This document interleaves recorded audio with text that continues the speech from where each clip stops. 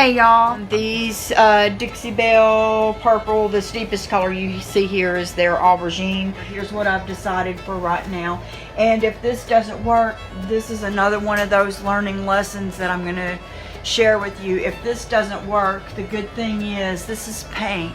And to quote Sonia Miller of Junk Monkey, the power of paint. The power of paint is I can do this, and if I don't like it, I'll just paint over it again.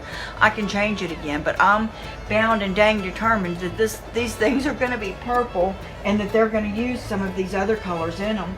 I added one more thing today because I'm limited in the Dixie Belle paint colors that I have, but I've got most of their finishes in. So I was thinking, oh, I need a green for the leaves because what I've decided is to put a few flowers here and there. And I don't have a green. So I'm going to go with a copper metallic on all the leaves because why not? I could paint over it if it doesn't look good. And gold and purple look good together. Go Tigers. I'm in Louisiana. That's the way how we roll here. But with this, I wanted to try this anyways. It has a base coat, a copper base coat, and it may take 2 or 3 coats of that, it said, and then you put your top coat over that and it gives it a little bit of a shimmery coat. I'm so excited about this plum. So I'm going to use and I have some of their white in there, and if I need to go get that in a minute, if I get that far along, I will hop up and go get it. I'm going to just dampen my brush a little and grab me a little bit of this Plum Crazy and go for it. Just go for it. This is a Interlock Bronze by Dynasty something T1R. It doesn't even say what the number is on it, but it's a decent sized little brush.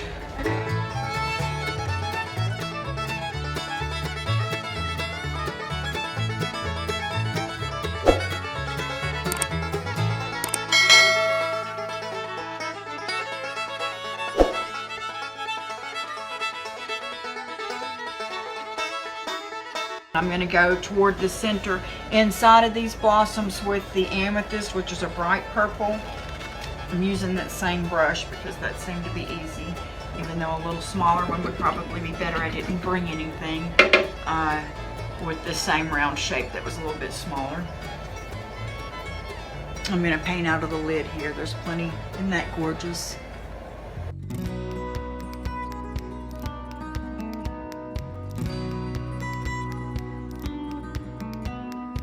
I'm going to grab some of the vintage duck egg. Look how easy that opened. That's so great. This is going to be quite a bit of contrast, so y'all wish me luck. Just rolling my brush in this. I'm going to work on these outer edges now. Where I did the inner parts with the Amethyst, I'm going to do the outer parts with the vintage duck egg.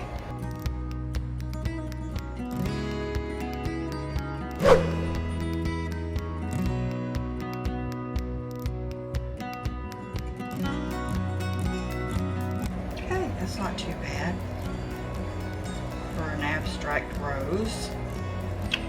That's such a beautiful, beautiful sort of a muted navy.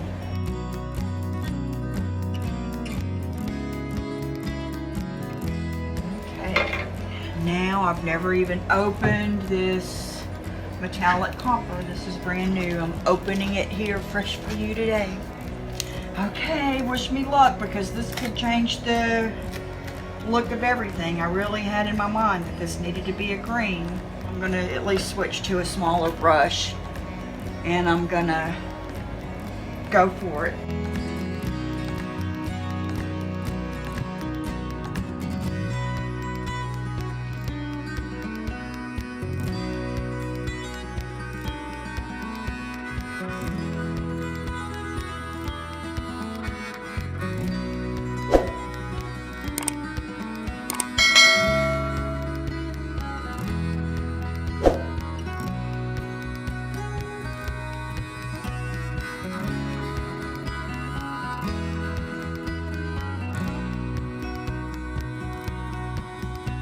Here's how it came out for the top piece of it. So there we are for now, but I need to do something to tie in these colors on the sides. So let's see what I can do. And I'm gonna have to do something on top, but I haven't made up my mind yet what I'm gonna do on top. I'm gonna take my number 8 paint PIXIE brush, soak it in a little bit of water. I'm gonna get out this plum, and I am gonna try to do a little bit of just a center wash right through here and blend in just a tad.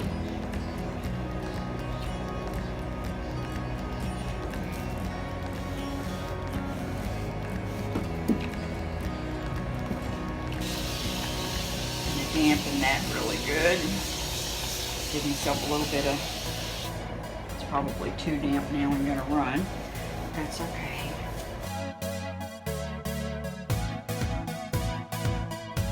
I know I'm probably also gonna want a little bit of this color here and there, so I'm gonna choose my here's and there's as right here and just sort of dry brush a little bit on.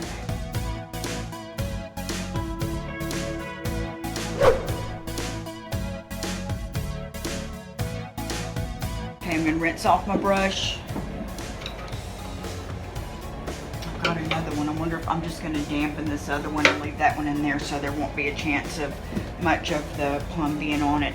And I'm going to spray these outer edges so that I can have a little bit of blending water out there.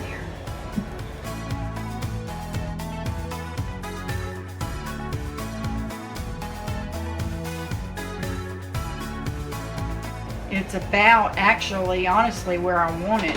Almost wish this outer part was a little darker, but it may be. I'm gonna lightly spray around it one more time so that I can see if I can pull off just a tad more of the plum toward the edges. I'll use my rag a little bit.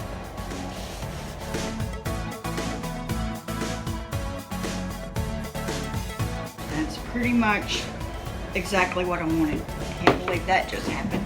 So, let's see if I can turn it up a little. I have a little bit of the plum here on the top edge, a little bit of the plum there on the bottom edge.